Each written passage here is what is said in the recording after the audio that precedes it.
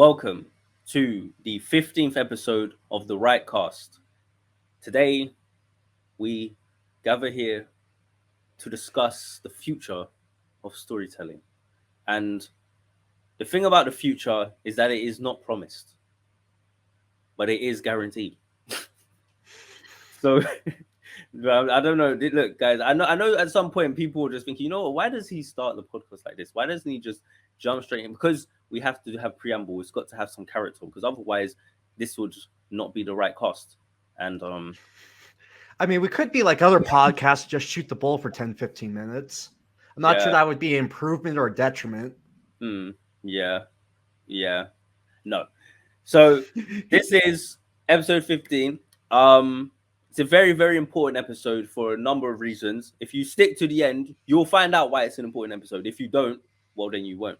And do not try to skip ahead, because I will know, and I will send you back and leave you in a loop, and then it'll be like Groundhog Day. But anyway, so we're going to be talking about the future of storytelling. Now, as I said, there is a reason why specifically we're doing this topic, this episode, but it's a good thing to think about in general anyway, because again, for anyone out there who's a storyteller, which we're assuming you are in some shape or form, even if you're not specifically a writer, as we've said from the very beginning, you can be a storyteller in other ways. It's important to think about how the world is shaped by your stories, but also how your stories are shaped by the world. And seeing as how we are going into what people call, or in the midst of even what people call the fourth industrial revolution, and you've got all these types of things happening, like artificial intelligence, ChatGPT is just running amok. You know, you got people making AI art, and the artists are crying and saying that it's completely destroying everything. Which I no shade to them. I actually do feel a bit bad for them. But it's very interesting times we're living in, right? And we're not just going to talk about AI. I'm sure in the title I've put some examples of some other things we'll be talking about, but there are a number of things I think we can think about. Some of which you may have considered yourself, but probably a few you've never really thought about. So I say we just kind of begin with something that's really obvious, which is AI, right? So I'm actually going to ask you, Anthony, um, what are your thoughts on artificial intelligence, like AI, in terms of its relation specifically to storytelling? Do you think it's something that matters or not? Yeah, so I've had some experience using like AI programs like ChatGPT. Mhm. I work primarily as a copywriter for my day job, and I do book writing on the side. I can guarantee that a lot of the copywriters are going to lose their job because of AI programs. I don't think it is always possible that AI somehow becomes this magical self-thinking thing that's capable of developing stories. Like there's nothing necessarily impossible in life. But I think it's very unlikely that storytellers in general are going to be replaced by AI programs. And even if there are certain aspects of the storytelling process that gets replaced by it, I think it's just like any other technology where you just have to adapt to the times. It's just my biggest thing is that from my interactions with it, AI programs are great at doing very simple tasks. And if you asked it to tell you a very simple story, it could come up with one. But in terms of writing, coming up with an original fictional story is one of the most complex things that you can do, apart from maybe like writing about rocket science or something. So it's hard for me to believe that AI will ever get to the point where it's like, oh, I want a 60,000 word fantasy story with these tropes in it. Make it for me, and it'll actually turn out good. So, what do you think is like? Because there's a lot of people who want to try and use things like ChatGPT in order to write a book and things like that, or to try and create the next bestseller, or write a Mm-hmm. movie script, or write a song, right? So, in terms of what you're saying about the creativity aspect of it, and you mentioned something as well earlier to do with like people potentially losing their jobs. So there's obviously some things which, even though they're deemed as like, I remember when I was applying to copywriting jobs, they never gave me any of them, but but but I remember when I would apply to them, and they would, always put an emphasis on you need to be a creative writer and and all this kind of stuff. And what's very interesting is that, like you're saying, a lot of copywriters may lose their jobs. Do you think then that some forms of writing, even though they are deemed as creative, are they like, like, such as copywriting, is it maybe not as creative as people think? So for example, like, what other things similar to copywriting do you think it could replicate that could put certain people at risk of losing their job?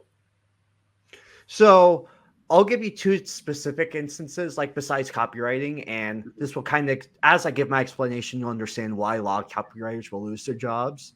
Mm-hmm. But for example, I want to just try it out to see if it could help me write a portion of one book that I was doing. And in that portion of the book, I needed to have a character teach another character how to milk a cow.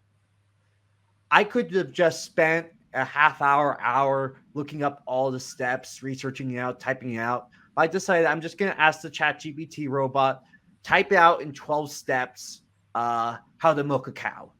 And a minute later, I got my response. I quickly reviewed it, compared it to other websites, and yeah, it had it right.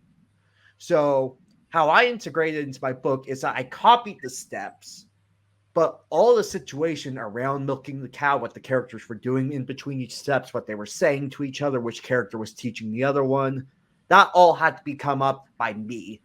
Yeah. A ChatGPT robot wouldn't have enough context and information to be able to do that sort of thing.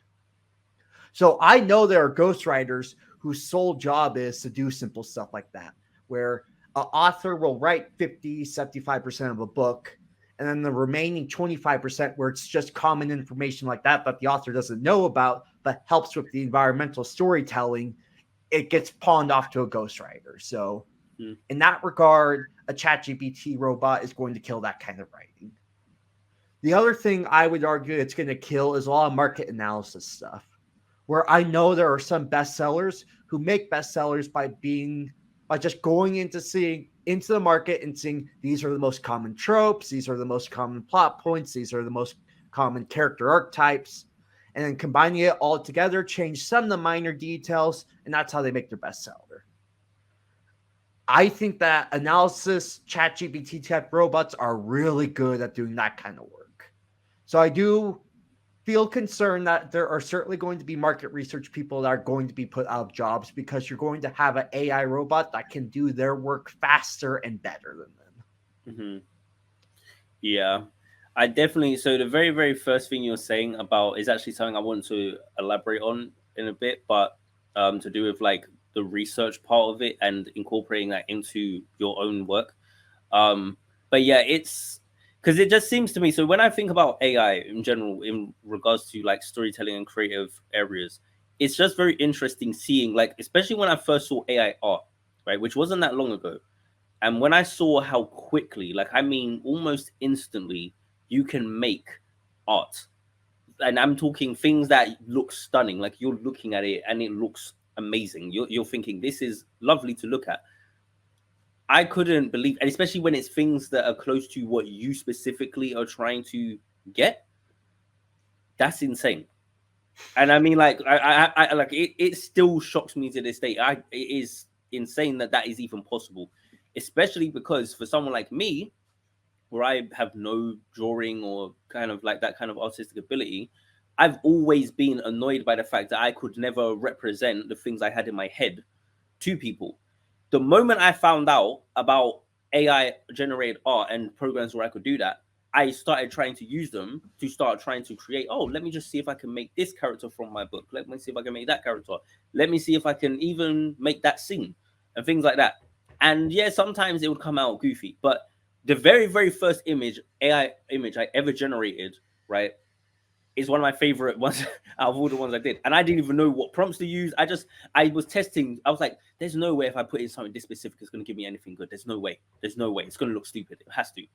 It was gorgeous. I couldn't believe it. So I point that out because, before I was always thinking, oh, how am I I'm gonna have to get to pay someone like maybe hundreds of pounds or dollars to make art for me, or just a few characters or one character or stuff like that. And then as soon as I found out about that, I'm like, oh, problem solved. Now that's kind of mad because of course if a lot of people think like that, and the people who make those things it's like you get less of that, right? But then you Yep. see like some of the flaws and inconsistencies with the programs. But I think it depends on a person and how much they care about that. See, so this is where it's a very interesting thing because it kind of raises the question of like, I guess some people might say like, should you use it or is it wrong? Or because it's like, are you kind of taken away from other people's ability to make a living? But and I'm gonna ask you what you think about it before I say what I think about it, because I Yep. feel like I'm gonna have a really hot take on that. But what do you think about that Yeah. specifically? So I think the AI art, especially when it comes to commission artwork, is a difficult one. And I'm kind of on the fence on it. Um, so here's my biggest issue with the people who are against it. I have hired multiple people to make book covers for me. Of the 10 book covers that I've had made for me, 9 of them I dislike the final product. Hmm. And in order to get the revisions that I would need it to order to make it into something that I actually liked, not love, but just liked, would have basically cost as much as the original commission price. So AI art is not only in many instances free, depending on the program that you use, but in many situations which I've used, it actually comes up with better artwork than the artwork I was paying $300-$400 for. And it's fast. And it's fast. I don't have to wait a month, or in some cases 3 months, where a person kept delaying it over and over and over again because there are Uh-oh. artists who has personal problems and a life that they have to live. And I get that, but it's just the virtue of the fact that AI art has so many advantages. Now, the ethical debate about it is a tricky one, and that's why I'm kind of on the fence about it. Because on the one hand, yes, AI art is made out of art from other people who didn't necessarily give their permission. The tricky thing is, I would argue that 99% of art is made that way. It's just the difference is it's a human analyzing it and then using their mind and their personal talents to recreate art. Whereas with AI art, uh, from my understanding, it's not literally taking like pixels from one artwork and placing it in another, but the process is close enough that some people argue that's what it's doing. I'm not technical enough to explain it, but So here's what my thing is on that, right? mhm. As someone who doesn't make art or draw in that type of way, but who writes, that would be like saying, well, this book takes writing from other people's writing. Now we have a word for that, which is plagiarism. Yep. Is there an artistic equivalent of that? Because, like, for example, if someone, it seems to me, oftentimes, a lot of times, it's actually considered skillful if you can literally copy someone else's art, Yep. right? Now, obviously, it's different as a human being able to do that versus a machine or an AI. I get it. But it's just kind of interesting that for a long time, artists have kind of like that specific brand of artists have branded themselves on being able to replicate someone else's image. Like if you were able to make like if you look at like like some of those stained glass kind of images that you'd find, if someone was able to make that, that's seen as like, oh, like if they could create a replica of that, most people would say that's highly impressive. That's very skillful. So I find it interesting that when a machine's able to do it like that, it's bad. And I do get the difference. I'm not stupid. I understand the difference. And I'm sure if it was me, I'd feel like it's an affront to my creativity as well. But it's just the reality is that you cannot argue with the convenience of it. You just can't. Yep. And the truth of the matter is, the harsh reality is that people are gonna pick convenience. We should understand it from every other area of life.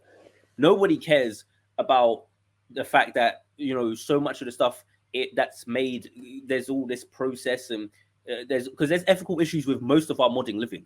I mean, heck, I mean, depending on how much stock you put into things like global warming, the simple fact we're even on electronic devices right now is an ethical issue if you want to really be honest about it. So if we're gonna start getting ethical about things like that to do with our entertainment, then we should probably be ethical across the board. That's my take on it.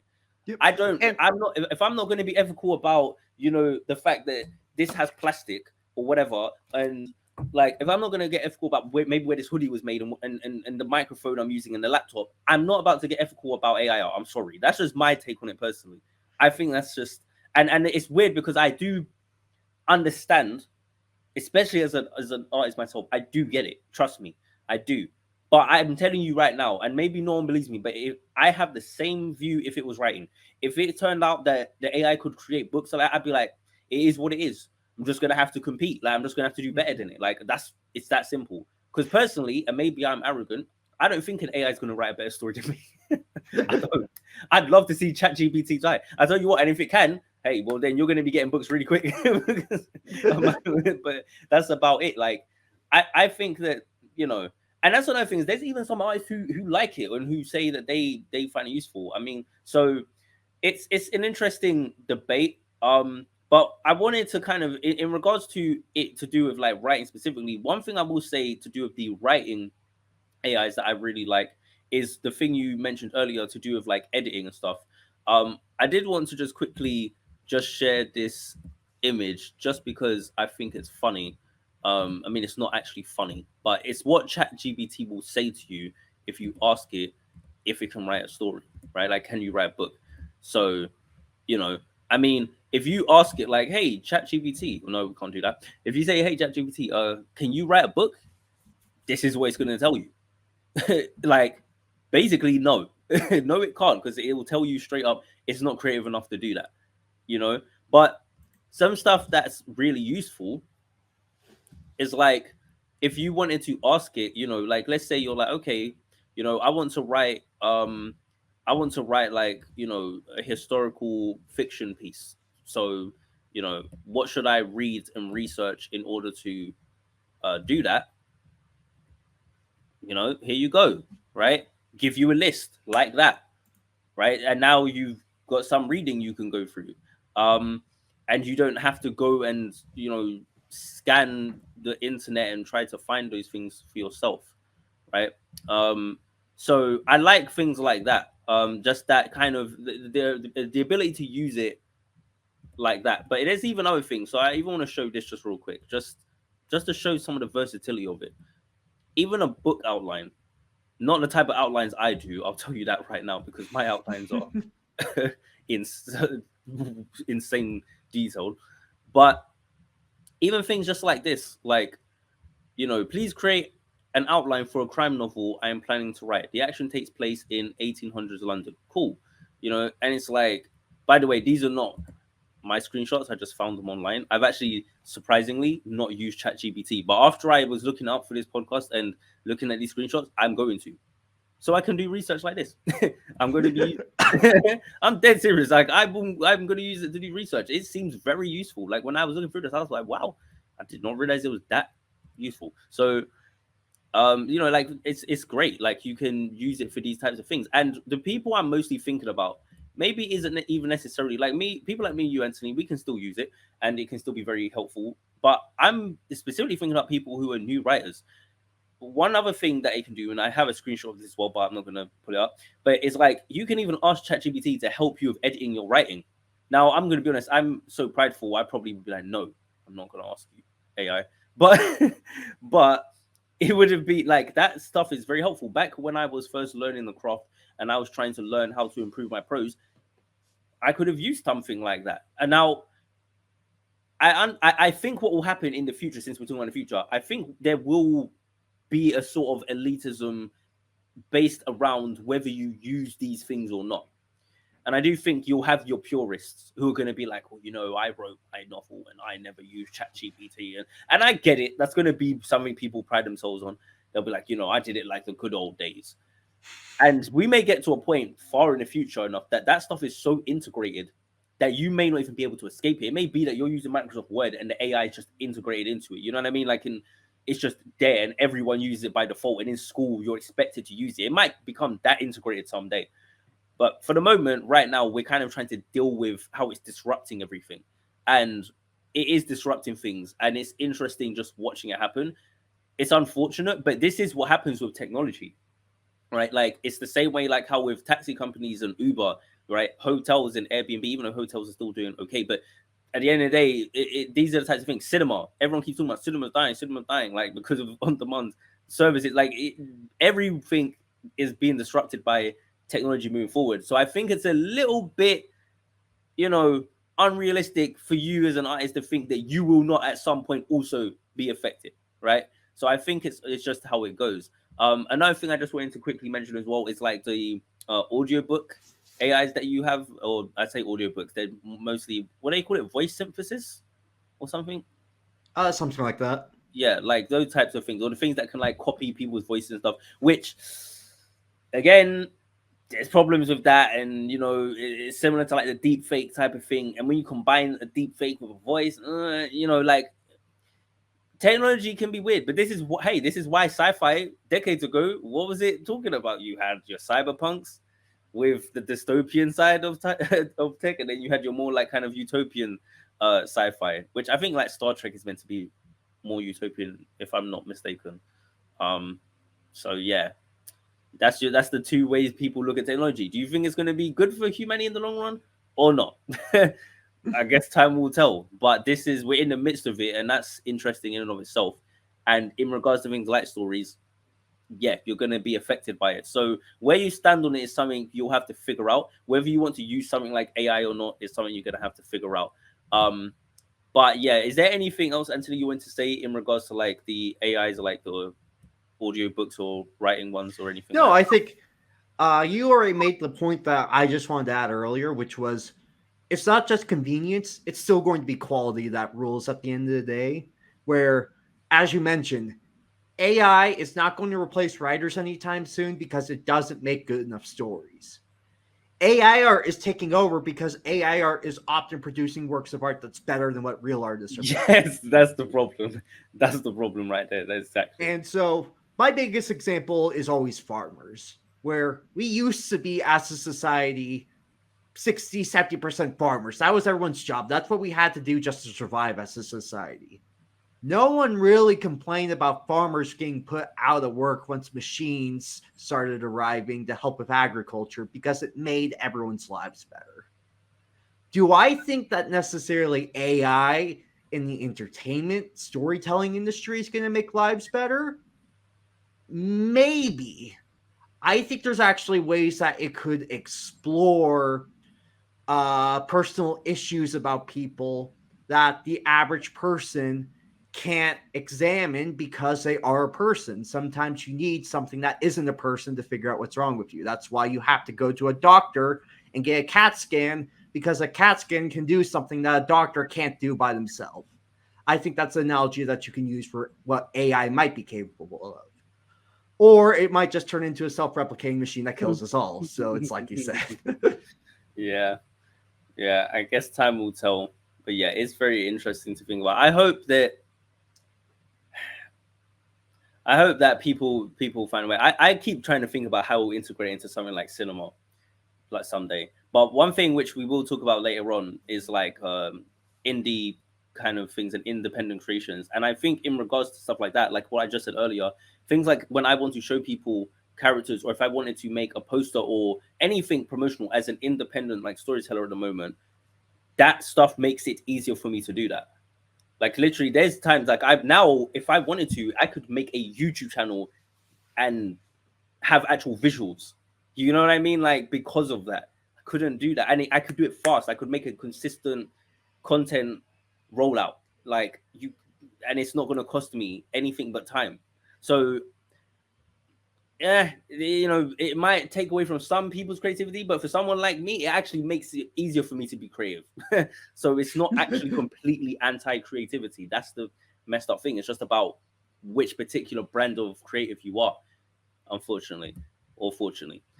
But yeah, so the next thing that I wanted to kind of touch on is something that I don't really have like a ton of things I guess to really say about, but I just wanted to bring up anyway, which is virtual reality and augmented reality, right? Because I think that they are some emerging technologies that at some point they're gonna have some stories that are probably worthwhile putting them.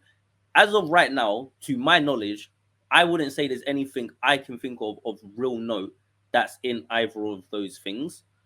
Just for me, I don't know. I could be missing something. I have not seen what the Half-Life game is like in VR, the Yep. Half-Life Alex Half-Life game. Alex. Yeah, so I have no comment, but then I know literally nothing about Half-Life because I have yet to get to it, and I will get to it. It's one of those things I will get to, but I don't know anything about it, so I have no idea if that's amazing or not. But yeah, so far from the things I do know of, I mostly see it as like it's experiences. It's like, oh, this is a fun thing to do. This is a fun thing to kind of experience, but nothing like not a meaningful story. I'm not saying none of that exists in VR, but I'm thinking of something that will actually utilize the technology specifically in a way that only VR can do. Now, I know there's like some documentaries and some stuff that has come out like that, so maybe they've managed to do it. But I'd really like to hear if you, Anthony, have got any examples or. Yeah, so I actually bought a Oculus Quest 2 a couple years back. Mhm, I have messed around with it. I don't love it. I do enjoy using it periodically from time to time. The very first experience I had with it is I put it on, and it comes with free documentaries just to kind of welcome you to the world of VR. And yeah, it was insane. Where the very first thing I pulled up was a ship going through the Arctic, and so you're just looking around, and you can just see all the ice caps, the ocean, the entire boat, just twisting your head and just walking in place, and you're walking along the ship. That was an amazing experience to do. And it was all live recorded footage, so it was the closest I ever felt like to being there. The other great VR example that I have is I played through the Resident Evil 4 port that they did for the Oculus Quest 2. mhm, That was a very fun experience. The best experience is that there's a part of the game where you go up into the mountains, and it's a very stressful situation because you're on like rope bridges where they're so high above that you look down, all you see is fog, you can't see the bottom. I actually had to pause that part of the game multiple times because it was tricking my body into thinking I was so high up I couldn't breathe properly. And so mhm. that was fascinating. Where Resident Evil 4 is a very old game, you look at it and you can tell that's from the PS2 GameCube era. But even of that level of quality, just having it first person, having me doing all the controlling of the movement was enough to trick my body into being like, this is real. Yeah. So I think that VR has some potential in the experience, maybe even some of the feelings that you have. I don't think it's going to be a dramatic shift in storytelling. And for me personally, I don't think that VR will ever truly take off with people until it's like a Star Trek holodeck situation where you don't have to wear any glasses. Because to this day, the glasses is still the worst part about it. I can only Yes. wear VR glasses about 3 or 4 hours before it's like my head hurts. I'm taking this off. Yeah, I think it'd have to be like I think at some point, personally, I think at some point it'll get to the point where it's contacts. That's what I Mhm. think, or it'll just be like actual like glasses or something. Yep. But I think at some point, like its final form, maybe. Well, its final form might be an implant, but I think at some point it'll probably be contacts or something like that. Um, and I think that's because the technology has to get more compact, and that's to me like the natural progression. I think, but then that's the funny thing because then at some point I think you kind of cross into augmented reality as well with that, and then you get to a point where you're kind of like you got almost like the Pokemon Go thing, where it's Yep. like your actual reality seems augmented. You go outside, Pikachu's over there, and it's like no, he's not, but he is on your phone, right? So, but when that gets to a point where that's in your eyes, that's going to be crazy. So the kinds of stories people could tell in the real world, but in a way that only you can see, that would be interesting. Like if you walk outside somewhere and someone created a narrative for you to follow on a street, but it's like you can only see it if like let's say you have like a certain, I don't know, a certain program installed or something like that, and there's like Easter eggs left to right. I don't know, something like that. That to me is stuff, the kind of stuff I think could happen with augmented reality specifically. I actually am more excited about how augmented reality could be used rather than virtual reality, because I think using the actual real world to tell stories that are in a sense invisible, that is fascinating to me. Because Pokemon Go is like the most earliest version of that, and that blew up. You know what I mean? Like that just took off, and I know and it's funny actually that Pokemon Go took off at the time it did, because if you think about it, I know obviously the the whole kind of pandemic hadn't happened yet, but it's funny because it seems like the kind of thing that you would think would have blown up during a time like that, if you get what I'm saying. Which Yep. might sound odd because everyone's like, we're not allowed to go out. But I don't know. I feel like in the little brief times when people could go out, or even in their house, they would have just been playing Pokemon Go. I don't know. A lot of things blew up in 2020 that probably shouldn't have. And, and I feel like Pokemon Go, if it had come out that year, it would have been even bigger than it was, which is saying something. Um, but yeah, I mean, I don't have tons to say about VR or AR, but that's what my general thoughts are on it. You got anything else to add on them? No, I kind of said my piece. Okay. So the next thing that I did want to talk about is like genres that we think could be either popular in the future or that we think are kind of becoming more of a thing. So the main things I think of when I'm saying genres is like I'm mostly thinking of one of them cyberpunk. So cyberpunk I think is kind of having a resurgence. Like it was around I was thinking what like the 80s, 70s, and Yep, around the 80s. yeah, and then it kind of died off, right? If I'm not wrong, kind of either towards the end of the 80s or in the 90s, it kind of started to die off. And so I always used to feel a bit upset about that because once I learned what cyberpunk was, I was like, wow, I really like this kind of story, and I really like this kind of gritty sci-fi and this dystopian type of feel. I like it. I wish there was more stuff like this. Even when I would watch Star Wars, you go to like the oh, of course, I had to mention Star Wars. I messed up. No, but even when you go to like the you have like the lower levels of Coruscant, like in Attack of the Clones, right? When you see that, it's like that's the cyberpunk aesthetic and feel, and that kind of Blade Runner esque thing. And I was like, that's really cool. In fact, when I was a little kid, again, before I knew what cyberpunk even was, when I saw that, it just struck me. I didn't know Blade Runner at the time. To me, that was my introduction to that even that aesthetic. And I've had the opinion for years now that I think cyberpunk at this point is more of an aesthetic than anything else. So, of course, like the diehard, purists will say cyberpunk is this genre and it has like a detective story and it's about how technology is going to ruin us and corporations. But realistically, at this point, cyberpunk for the average person, I think is mostly an aesthetic now. So, I think that that's something though that image, that aesthetic, that type of story though, I do think is starting to come about more. And as we have things like AI, as we were talking about earlier, becoming more popular, and some of these more dystopian type of things, even what we were talking about, that's material for a story. To be honest, like things about AI art and it's taking over, and you maybe have some struggling artists trying to figure out how to make their life in this dystopian cyberpunk kind of civilization, and what's the value of art in this type of world. In fact, I don't even know if is there a book like that. I want to read that. I'm actually thinking about it right now. That if there is, I'm gonna look for that. That's actually something I wouldn't mind reading about. Hopefully, it's good. I wouldn't mind reading about that actually. But that sounds like a very interesting thing, like something like that. I think those kinds of things could happen. The other thing I was personally also thinking of is high fantasy. So, and when I say high fantasy, I know people might be like, high fantasy is already popular. Well, in literature and books, it is. But I'm specifically talking about adaptations, like seeing it on the screen now, right? So it seems to me that ever since Game of Thrones ended, I noticed around that time when it was ending that we was getting announcements of more fantasy shows, like high fantasy shows where they was actually going to put money into it.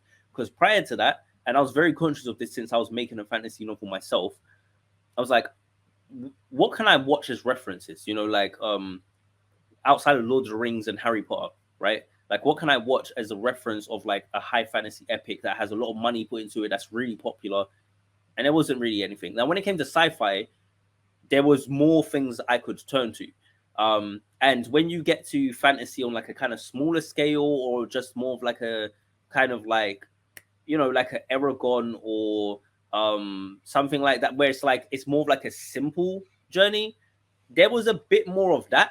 But if you're talking about like scope, you didn't have that kind of stuff. Like, I mean, we're only just now getting a proper Dune adaptation. And then, like we're only just now getting these things, right? Like I know some people might be like, no, but from what I've seen, most people would agree with that comment. But we're only just getting things like that now, right? Like we're only just now getting like, I mean, you Lord of the Rings, Rings of Power.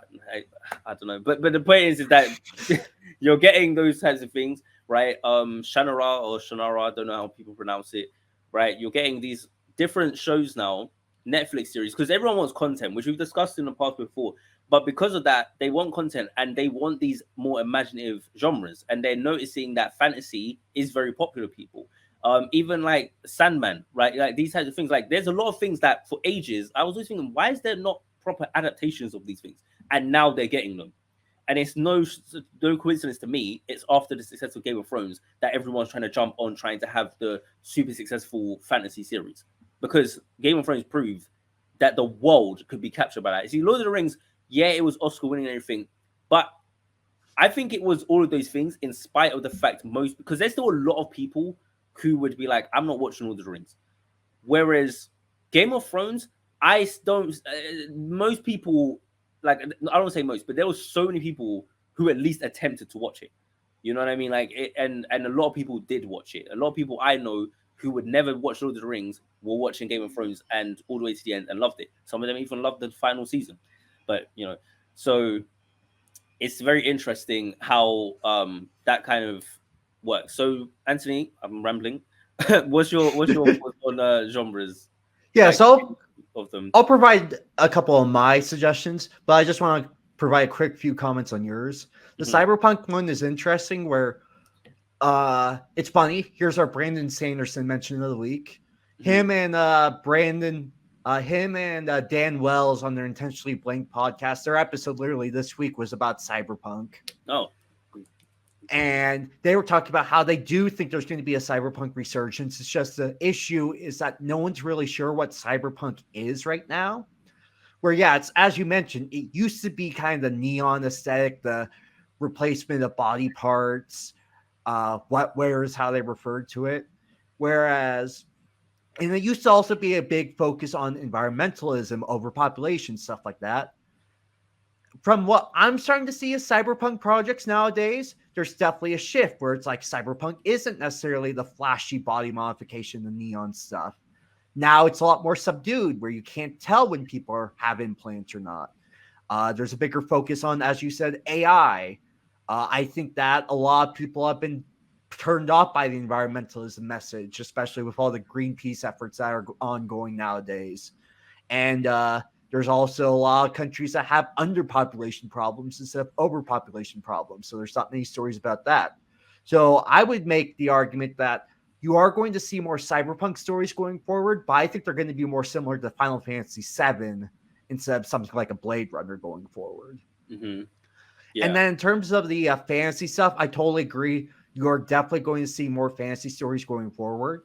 I do think you're going to see a bit of a slowdown though compared to the last couple of years, where because of the pandemic, there was a whole lot of money being thrown around by every entertainment company to try to get people onto their streaming services. And now all these streaming services are actually seeing major slowdowns and new subscription growth, and a lot of them are actually losing subscribers. So while I still think you'll see new projects get made, I think it is going to be the tried and true brands or super popular authors. Like, yeah, Brandon Sanderson is going to have something adapted in the next 10 years. he better. And It's long overdue. yeah, I just hope it's good. but just in terms of genres, I'm going to make one slight modification where it's not necessarily a genre, Hmm. but I guarantee you're going to see more video game adaptations into other forms of storytelling. Where this year, the floodgates broke open. The Last of Us was one of the most watched TV shows of all time.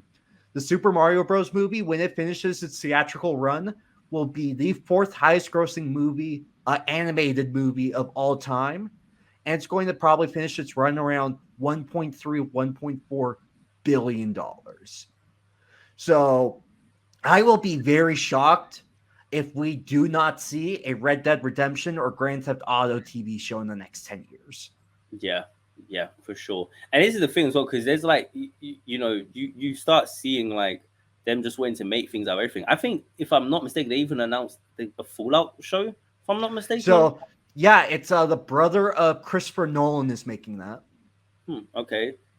Does he make good things? I don't know He if I've watched made anything. Westworld. So Oh, depending on okay. what your opinion of Westworld is, first couple seasons of Westworld is great. Everything after that was garbage. So Okay, so I've only watched season one. I really liked it.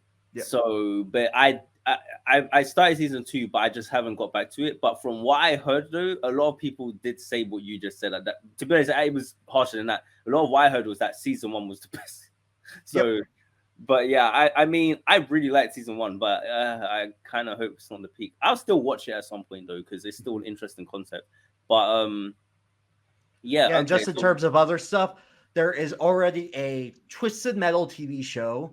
There is a Horizon TV show in yeah, development. yeah, yeah. There is a Tomb Raider TV show in development at Amazon. And Amazon is also working on a God of War TV show. Yeah, Tomb Raider's already been adapted, and all, so it's like that was Yep. good. Yeah, they're gonna do that. To be honest, that Tomb Raider film with Jodie, that was actually one of my favorite films as a kid. I don't know, I used to love watching it.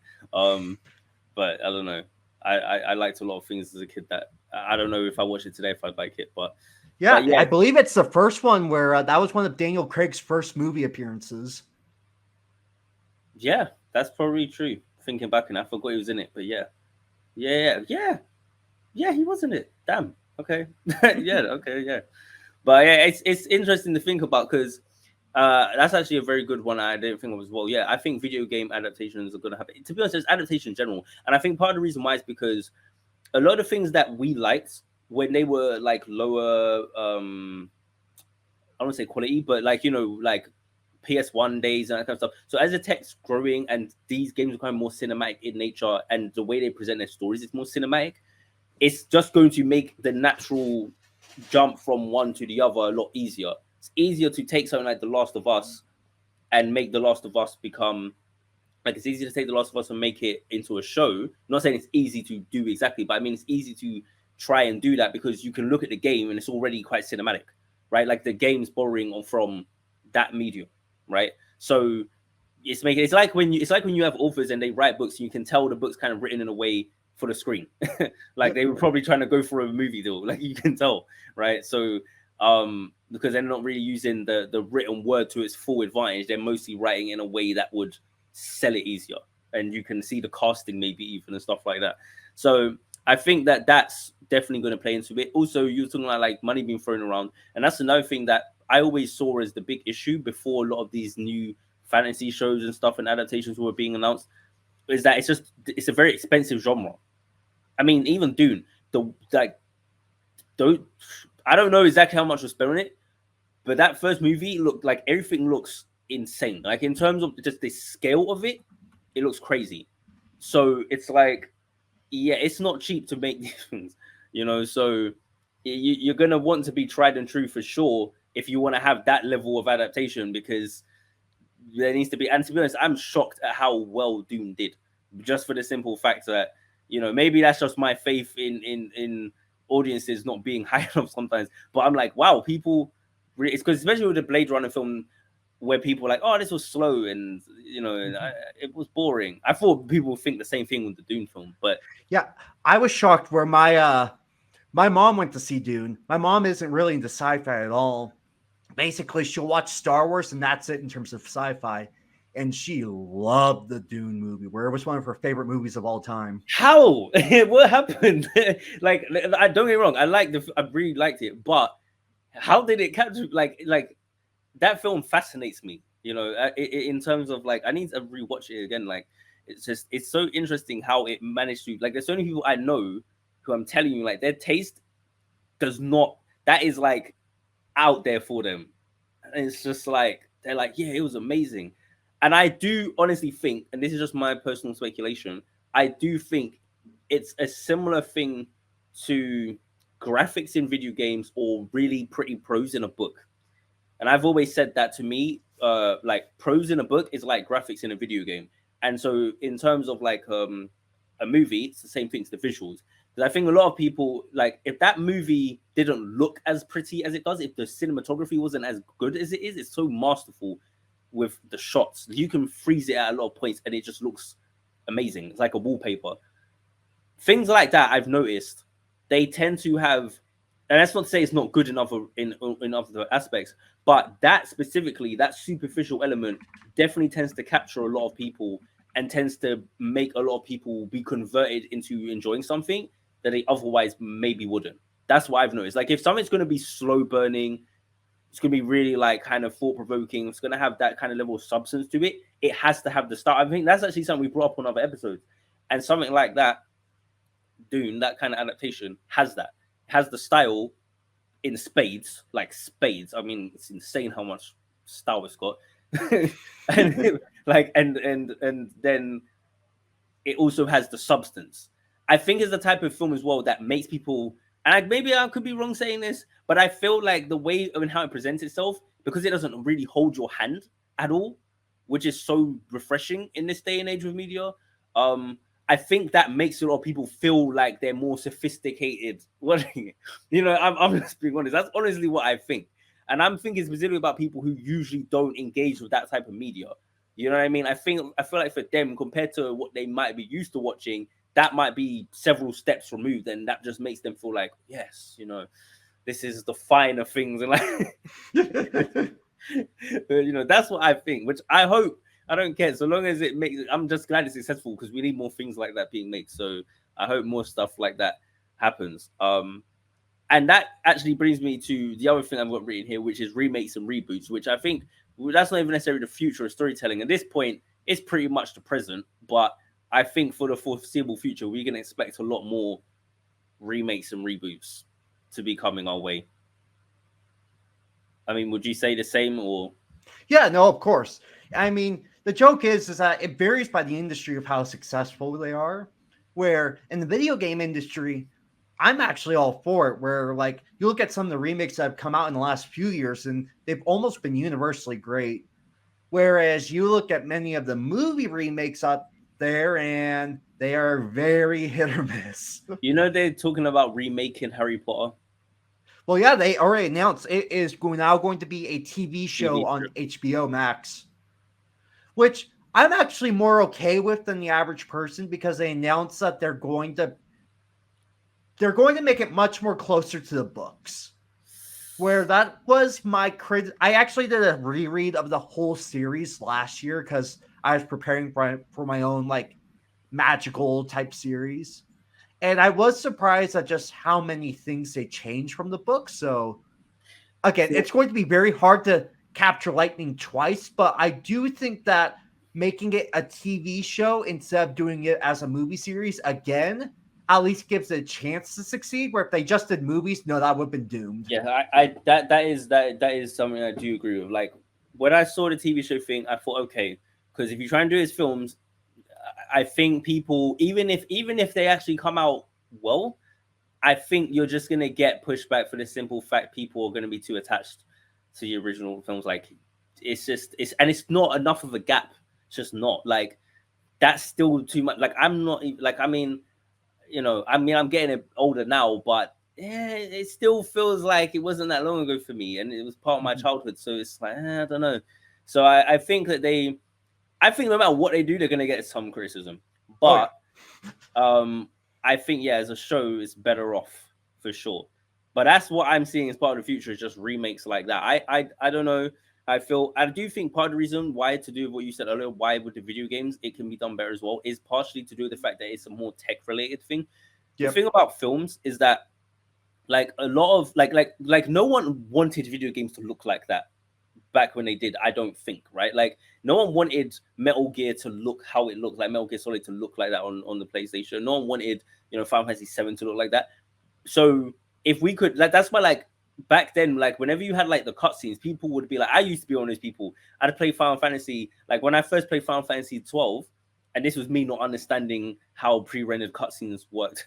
I was like, why don't they just make the whole game look like this? Because as a kid not understanding, I just thought, well, if they can make this for like 6 minutes as a scene, why can't that just be the whole game? Yep. Obviously, I know how ridiculous that sounds now, but at the time, I just didn't get it, right. And as time's gone forward, we've gotten closer to that quality. Obviously, it's not exactly the same, but I mean, Final Fantasy 7 Remake is a gorgeous looking game, and we know what the original looked like, right? So I think with film, I think the difference is that part of the charm a lot of the time is how it looked, especially because a lot of times a lot of the look of it is attached to a certain era. Now, yeah, with video games you have the same thing, but I think people care too much about the graphics in video games actually looking good. Whereas with films, I think because it's like especially live action, because you actually see a similar thing with animation, I'd say. If you try and remake it something animated, like even with Disney, a lot of people are attached to like those 90s and those old kind of 2D aesthetics for a lot of their characters. So if you try and make it like 3D, it's not always going to carry over. So I think live action though, um I think live action, like, yeah, people are quite attached to the looks as well. So yeah. The other thing I was gonna get to, I've still got two more things I'll try to quickly get through. um Independent creations, because I do think that is something worth talking about, especially for us. Is there anything you want to say about like just indie creations and the future of storytelling in relation to that? I just think they're going to continue to grow more popular, as you said. I think it is great where with online platforms like Patreon or Kickstarter or stuff like that, it makes it much easier to get independent projects funded and to even just share them with the general population. So yeah, I think those will continue to become more popular, and I wouldn't be surprised if you even see a bigger market share of just small publishers and indie publishers where that's all they specialize in and they make a profitable business out of it. I hope so. And I also, especially because that's going to help with getting the things there that the bigger companies don't want to take the risks on. In fact, that's cool. I understand the pragmatism. It's a bit annoying, but I get it. But that's why it's like, it'd be nice if they had more resources and more tools. This is why, in a lot of ways, I am more for things like the AI art and these kinds of things. Because if it's going to help independent people to be able to help other people or help themselves creatively in order to get their products out there, like, to me that's a good thing overall, because people can be more creative using those tools a lot faster and a lot more efficiently and more cheap, because a lot of times people's limitation is coming from the fact they don't have the resources. It's not that they don't have the creativity or they're not willing to put in the work. It's that they literally do not have the time, in contrast to the amount of resources required or whatever, right? The time and resources for it. So if you're able to take something like for example the audiobook thing, like, if you wanted to do an audiobook, for example, it's entirely plausible now to be able to accomplish that using one of these AIs. You don't have to. You could just get an actual narrator, of course. That's always going to be an option. But it's something that people could do. You know what I mean? Whether you want to or not is up to you. But I think just having the options there allows for more people to be able to bring their creative visions to fruition. So for me, I think in terms of independent stuff, when you combine it with artificial intelligence and how that stuff is coming around now, I think that there's a lot of things to look forward to. And I said it earlier, but like when I look at some things that are really, really resource heavy a lot of the time, like film and movies, I really want to see how that gets affected by certain things like AI or video games. Like one of the best things ever is the fact that you can get a video game engine right now if you want to and just make a game. It's amazing. I mean, I can't do it. I am gonna sit down and try to do it, but I just think it's so cool that you can do that. It's not locked away. It's not something like you couldn't do that before. Even us being able to self-publish, that was called vanity publishing because it was ridiculous to think you could do that. Like, because it's going to cost you too much money. You'd have to basically have a whole ton of money or be rich. Like, you're not going to be able to self-publish. So just the access and ease of doing those things is great. And I think that anything that allows more independent creatives to be able to get their stuff out there, I think is going to be mostly a net positive in terms of the kind of artistic expression that we have. That's just my take. And speaking of which, um the last two things I want to bring up is just two kind of little other types of trends I think I kind of see happening in the future. And one of them is something I've always had in my head for years, and I'll try and explain it, which is what I call anime inspired stories. Anime inspired stories to me is basically, I think as anime has grown in popularity, and it has grown a lot, even since the time where I started really getting into it back in like 2013, I've noticed just how much it's exploded to the point where now you've got things like Netflix and they'll have anime original shows and things like that. So it's obviously very, very popular now, and it's growing in popularity. And it's to the point where like now, I mean, people I know that are like, 18, 19, 20, it's like it's kind of like a thing like, yeah, I watch anime. Everyone's watching some form of anime. So I think for storytellers, for writers, I actually made a prediction years ago that you would start to see more writers have influence specifically from anime. I'm not even talking like Japanese culture or Japanese literature. I'm talking specifically anime. And you do see it. You start seeing more characters with Japanese names. You start seeing more plot lines that seem anime-esque. I personally haven't seen anything in the ways of some anime tropes, like some things that's very, very anime, like etchy. Not seen that yet, but there's definitely like a certain like, and I've noticed it is usually more of younger writers, and you just kind of notice that because the reason I'm pointing this out is because you've always had people who say things like, "Oh, I was inspired by Akira," or I've always loved, watching the Studio Ghibli films and stuff like that. But I never felt like you could really see that reflected in their work as strongly. But the stuff I'm talking about now is where you can look at someone's writing and you can be like, you definitely watch anime. Now, to an extent, it's not always a positive thing. I don't want to say it's not a positive thing, but it's not. It doesn't always come out great. Sometimes it's too anime, okay, and sometimes it's like, no, this is not an anime. This is a book, mate. You kind of need to make it make sense. But I do like the kind of imagination and some of the creativity that comes from it, because as I've said before, there's a lot of times with a lot of the Eastern storytelling and what you'll see in like anime and stuff where they will go a bit more out there or do things a bit more wild or a bit more imaginative. And I think seeing some of that start to come into like younger Western storytellers works is overall, I think it's going to have some growing pains for sure, but I think you're going to get some real bangers out of that in time, especially because the people I'm talking about right now, they're still, a lot of them are still young. Like, I'm not even talking about people necessarily even my age, but even younger. And as they grow and mature and get more skillful in the next 10, 15 years, I think you'll have some real interesting, and it won't just be books, like it'll be film, it'll be video games, everything. Like, you're going to start seeing some really interesting stuff that's going to come from people who are inspired by even JRPGs like Nier Automata and stuff like that. You're just going to start seeing really fascinating things, I think, based on that. And also the other thing I was going to say was like mature Western animation shows like Arcane and stuff. I think hopefully with the success of that, you'll start to see a bit more of it. I know that that's another thing where resources can be quite hard. I don't know how AI might affect that.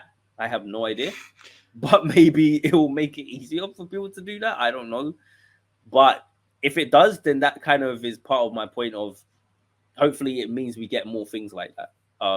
So yeah, Anthony, you got any thoughts on that? On those two Yeah, things so you want on to add? that, yeah, on the anime influence thing, you're definitely already starting to see it. Where the two examples I would give is that the first one, there is the director Jordan Vogt Roberts. His last big film was Kong Skull Island, Yes, yes, and yeah. there were definitely some anime influence moments in that movie. He's openly talked about how much he loves it. He's currently Metal Gear. working on a Netflix adaptation, live action adaptation for of Gundam, and he was in charge of the Metal Gear Solid movie. It kind of sounds like that's a dead project right now, but it is what it is. The more recent example, I think the even more important example is we actually talked about this on another episode, but Michael B. Jordan directed Creed 3, a fantastic movie, and he openly talked about how Yeah. there were parts of his movie that were influenced by anime. And yeah, when you get to the third act of that movie, it is straight out of an anime. And it's been interesting talking to people where they noticed that, and a lot of people weren't on board for that part of the movie. They said that was the weakest part of the movie.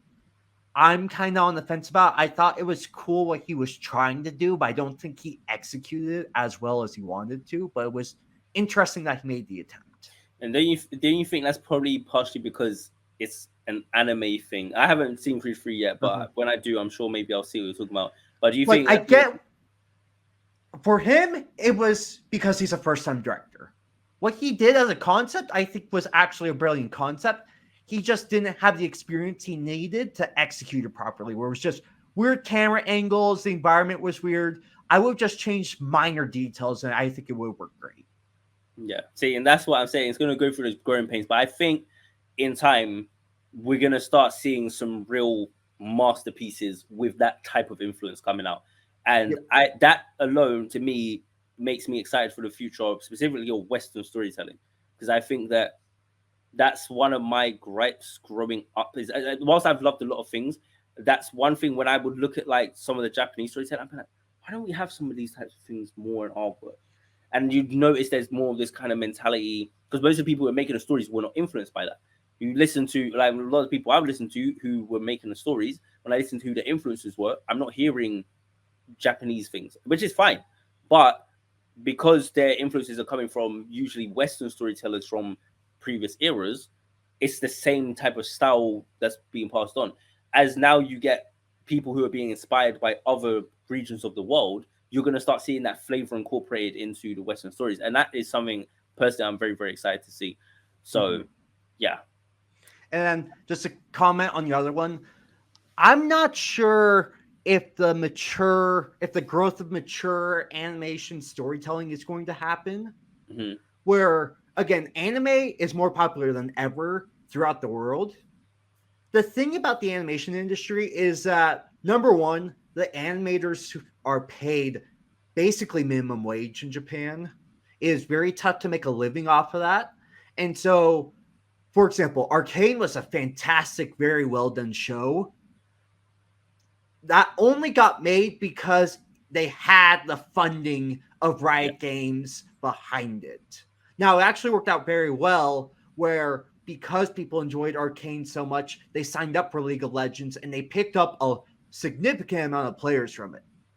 So if you do see more Western made mature animation, I'm going to guess the vast majority of the projects are going to be based off of pre existing IP. I am very doubtful you're going to see a bunch of original Western mature animation projects because, especially when you do see them, they almost universally fail. Yeah. But the only other concern I have with it is that for it to be really take off, I do think you need to have a dedicated streaming service that hosts it all. Where right now is kind of a weird scattershot where I want to see something that's Western made that's animated. Well, there's not one single service you can really go to do that. Like you'll see a couple shows on Netflix, you'll see a couple shows on Amazon, and until I see a dedicated platform like a Crunchyroll, but for Western made animation, I don't think you're going to see a big boom. Mm.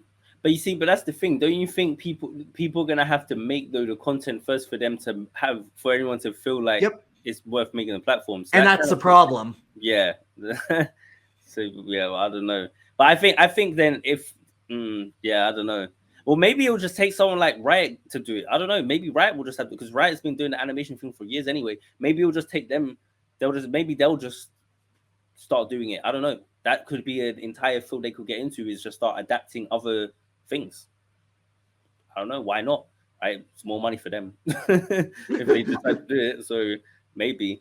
But yeah, I'd hope anyway that both of those things start to. If anything, I'm cool with the anime inspired stories because honestly, I think that alone is going to lead to a lot of the type of stuff I would like to start seeing. So at this point, we can just start getting to our final thoughts. I mean, Antti, do you have any final predictions that you want to make in regards to the topic?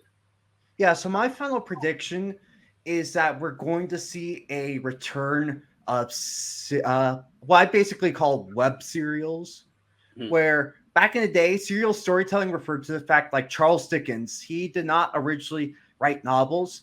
He wrote his stories chapter by chapter that got published in magazine serials and eventually got repurposed into books when the stories were completed and popular with the audience. And you are already starting to see this where there are websites like Webtoons, Web Novel, a bunch of similar sites like that where their main audience reads these stories chapter by chapter. Amazon now has a program called, I believe, Kindle Vella that is the same program where instead of buying Kindle books, you buy coins so that you can read chapters from a story that get published usually on a weekly, bi-weekly basis. It hasn't taken off yet, but it does exist. I personally tried it and I haven't noticed much audience there, but I do think that it could potentially take off, and that could be the main reading style for a lot of people, especially because it is the main reading style for many other countries around the world, just not here in the West. Interesting. That's very interesting. I never thought about that or considered that. But you know, that Cinderella, is it called Cinderella? Let's look it up. I believe it's Kindle. Yeah, it's Kindle Vella. Kindle Vella, right? Yeah, I definitely need to look into that because there's an idea I've always had for a long time. This is we're talking about anime inspired and whatever. I've for the longest time. This isn't an anime thing, but I've always thought, could you? How could you put a secret ending in a book?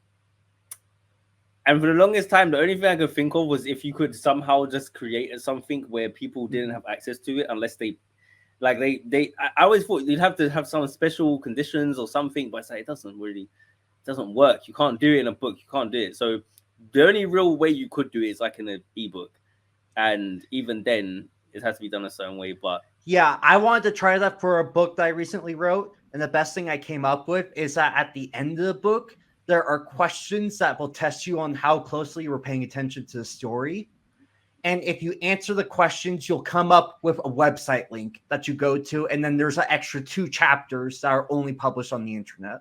yeah, that's basically. But then even with that, it's like I want to make sure you can't just like you can't. Oh, here's the link to the secret. Like no, it needs to be Yep. something like locked in. You know what I mean? And I think there was something I can't remember what it was. There was something I did see years ago.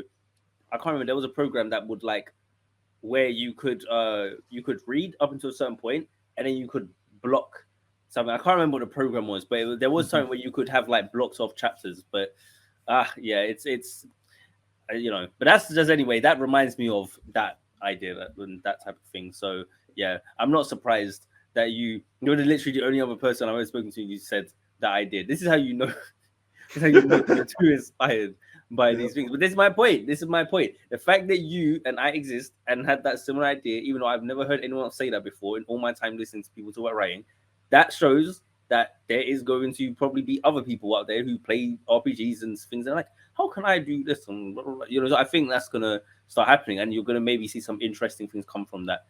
But yeah, you don't have anything else to say, Anthony? Then I guess that's it. Or do you? Um, If you do, feel free. I'm trying to think of how I want to word this. I it's kind of directed to what you said earlier, Mm, but it might just because I've been reading a lot of them lately. But I do think that the market for like American made stories that are very similar to light novels is mhm, going to grow, where they're going to be shorter novella type stories. They're going to have more pictures, and it's going to be more of a like pick up this $4 or $5 book. It's going to be part of a 30 book series if you want to read them all. mm. And so that's kind of how light novels work over there. Then light novels, when they're popular, they get turned into manga and they get turned into anime. I'm not sure it'll take off like that here, but would be interesting if we see companies try that where they'll start off as a light novel series, make them short books that they release at a cheap price, and then if they become popular, they can immediately turn around and say, "We already own this IP. Let's turn it into animation." Hmm. Yeah, okay. Yeah, I could see that. I think just a lot of things that are shorter form or things that are like that might be something people will be interested in seeing. Even like people trying to use social media for storytelling and stuff. I think and we already know about video form content and stuff like that. So all those formats, shorts, TikTok, all of those different types of things. Visual novels, even. I mean, I don't know how much more popular, but again, if we're talking about like the anime thing, then even with visual novels, you might start to see that type of format to become more popular. And again, it's good that you have things where you can make a visual novel. I remember years ago, I was the one of the biggest things I was hyped about was a visual novel maker game, and then I never used it. And so, and one reason I didn't use it was because I wanted my own original assets and I didn't have the artistic ability to do that. Maybe now I could go back and do it. Maybe now that I think like maybe now I could do it if I combine AI art with who knows? Maybe I'll make a visual novel now. Hmm. But so yeah, that's definitely some things to think about. But yeah, any other final predictions? Nope, that's it for me. Okay, no, that's it. All right, well, we've gone over the hour mark, but that's fine because this was a very important podcast because we're talking about the future of storytelling, and that is not something that should be spoken about for less than an hour. I mean, there's probably plenty of people who do, but not on the right cost, not on the right cost. And as this is episode 15 and we were talking about the future, we were talking about the future for a reason. Because the future of the right cost is that there is no future. It is dying. It's dead. It is finished. There is no more. There will be no more. Goodbye. No, I'm joking. But no, this is going to be the 15th and the final episode of the right cost. I was really debating whether I would say in the episode or if I would just leave it on a cliffhanger. But I thought, all good things must have good endings. Like if you're gonna do like a book, you've got to give some of a solid ending, right? That's the general advice. So I thought let's try and give people all currently the small little sub count we've got. I thought whoever's watching out there, I see some of you sometimes like the videos and watch. So I was like, okay, well let's let them know that it's gonna be the final episode for now until the remake. Or the reboot. Yeah, the reboot, right? The reboot, the remake. Where we're gonna be like sitting here, like instead of this Buddha, I'm gonna have an actual Buddha with me, and like I don't know what Anthony's gonna have. I'll be the edgier version of myself where I'll have an eye patch and maybe I'll have a ponytail at that point or something. Yeah, there you go. You're not gonna have a metal arm, are you? A red. Hopefully not, or else that's going to be a real interesting version of this podcast. You're just gonna see Anthony just like this on every thumbnail. But yeah, this is the final episode, but it is not the end. What I want you guys to do is I want you to definitely check out Anthony, his website, and check out his work, okay? Because even if the right cast is gone, we are not. And the stories that we will have created, and will go on to create are all things you'll all be able to access. And at the end of the day, if you found this in the future, maybe a year from now, I don't know how long from now, a few months from now, and you're like, damn, why did they stop? Well, here's the thing: we're not gone. At least I hope we're not. And so what you can do is you can just still reach out. I'll definitely still be monitoring this account and always be on the lookout to see if people are commenting or leaving any new thoughts. So feel free to comment, feel free to share it, feel free to do anything. In fact, if you make the podcast just blow up for some reason, I'm pretty sure we will come back. And so definitely feel free to do that. Definitely feel free to do that. But it's been great. It has genuinely been fun. I have been able to speak about all this kind of stuff that I've always wanted to. And for me, on my end, if you didn't know, I have another channel which is called Next Gen Novelist. Okay, go over there. I haven't made any videos for 6 months. I did a live stream the other day, but that's about it. But I will try to make more videos. It's mostly Kingdom Hearts, but I'll try and do some other stuff, especially since we've been speaking about so much other things. So I'll try and talk about other things. But yeah, Anthony, is there anything you want to plug? Anything you want people? Yeah, to... I just want to share my final thoughts. Where this was a fantastic experience. You've certainly helped me think about storytelling in a few different ways. I would also highlight the fact that his novel, The Light Within Tears, is a great book. It is remarkable how good it is for a first indie published author. So I highly recommend reading that if you're looking for a dark fantasy type story. And other than that, I'm just very grateful for all the people who've taken the time to listen to our podcast. And just remember, it was 16 years between episode 6 and episode 1. And it was 10 years between episode 3 and episode 7. So as long as we can beat the 10-year mark, we are doing better than Star Wars when we make our return. Yes. And when that day comes, the infamous words will be said. Somehow, the right cost returned. And when we return, we will not just remake one of our earlier episodes like they did. Or will we? Well, anyway, thank you very, very much for any of you that have been listening and watching all this time, and any of you that will in the future. We are always going to be here forever in your hearts and minds. But thank you again. And peace. Ciao.